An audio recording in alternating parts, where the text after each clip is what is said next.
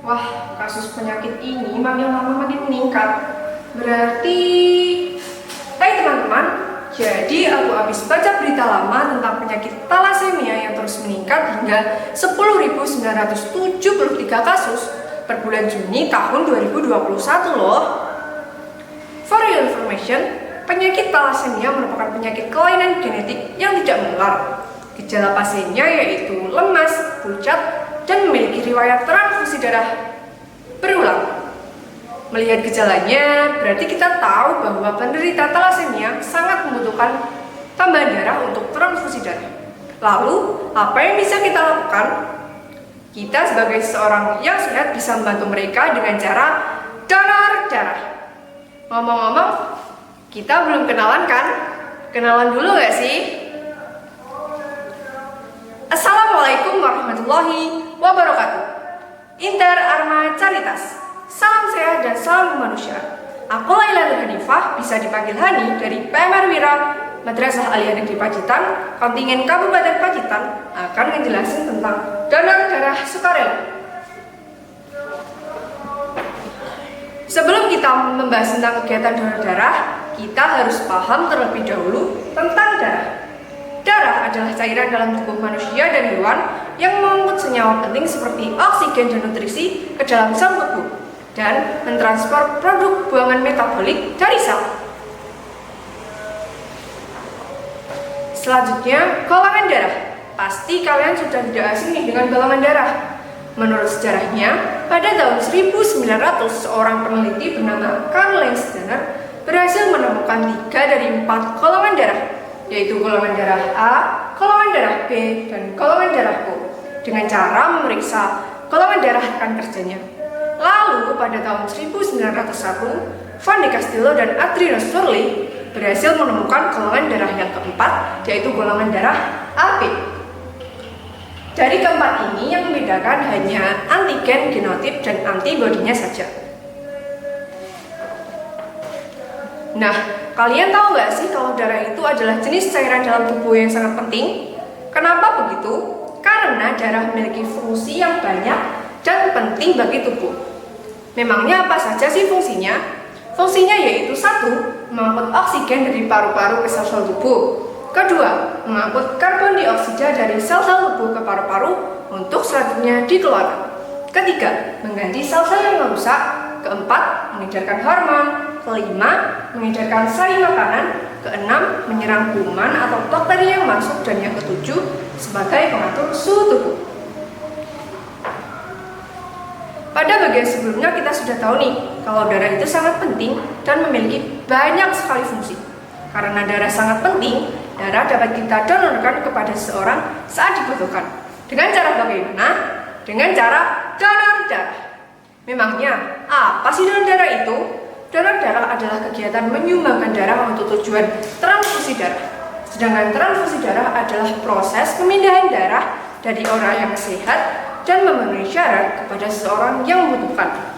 Darah yang kita donorkan biasanya dapat berupa darah lengkap maupun komponen darah.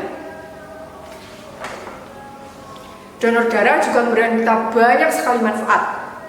Contohnya seperti mendapat kepuasan batin, kesehatan menjadi terpantau, membuat tubuh menjadi sehat, dan meningkatkan nilai-nilai kesetiakawanan dan kepedulian sosial.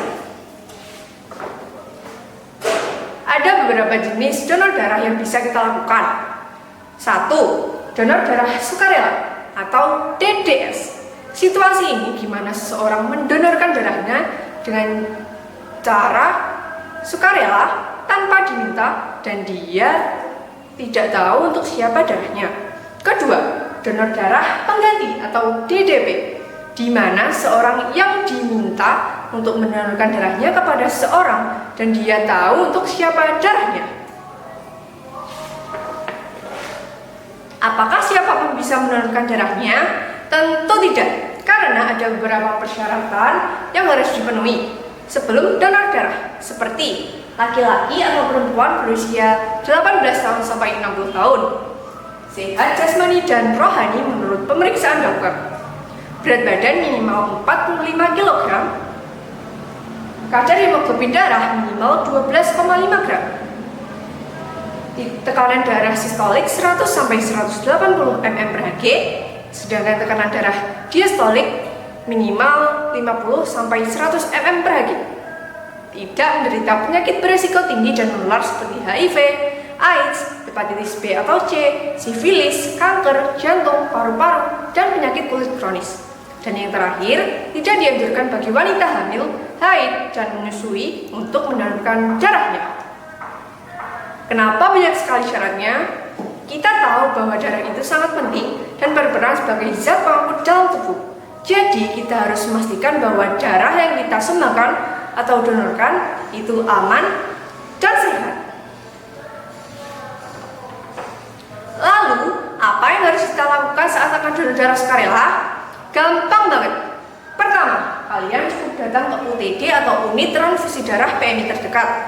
Kedua, kalian akan mengisi formulir donor darah yang berisi tentang identitas dan juga riwayat kesehatan.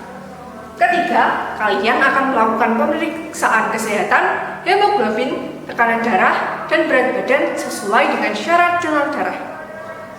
Yang terakhir, pengambilan darah. Pada proses ini, kalian akan dipersilakan masuk ke dalam ruangan atau bilik untuk proses pengambilan darah. Biasanya memakan waktu 10 sampai 15 menit saja. Dan selesai. Semudah itu donor darah. Kemudian, apakah darah yang kita sumbangkan dapat langsung diberikan kepada seseorang yang membutuhkan? Tentu tidak. Darah harus melalui berbagai tahapan sebelum didonorkan. Darah harus dipastikan aman, sehat, dan memenuhi syarat sebelum didonorkan. Darah harus diolah untuk meningkatkan efektivitas dan efisiensi transfusi darah. Lalu, apa sih peran kita sebagai generasi muda dan juga sebagai anggota Palang Merah Remaja ini? Peran dan tugas kita yaitu 1. Kita bisa mengikuti kegiatan donor darah sebagai penyumbang apabila sudah memenuhi syarat.